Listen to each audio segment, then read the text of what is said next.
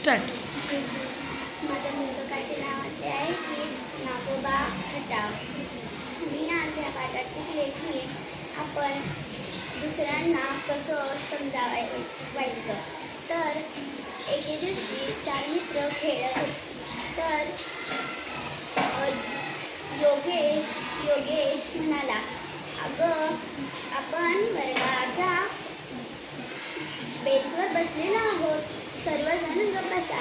तर सिद्धार्थ टोनीला म्हणाला, अगं टोनी, हा असा का करायला लागला, ह्याची झोप झाली नाही वाटतं मी. तर टोनी म्हणाली, नक्कीच हो. सिद्धार्थ म्हणाला, आता खेळणं बस करा, नंतर ना आपण सर्वजण आता स्पर्धा परीक्षा सुरू होणार आहे. तर खेळायचं बंद करा, TV बघणं बंद करा, सगळं बंद करा, अभ्यासात लक्ष द्या, फक्त अभ्यासात. अभ्यास करणं महत्त्वाचं आहे. तर सर्वजण खेळण्यास सुरुवात करत होते.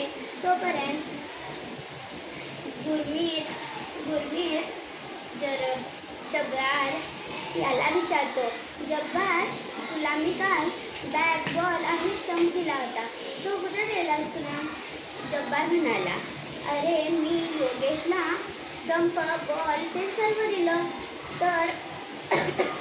तर तो म्हणायला लागला, हो माझ्याकडेच होतं, पण मी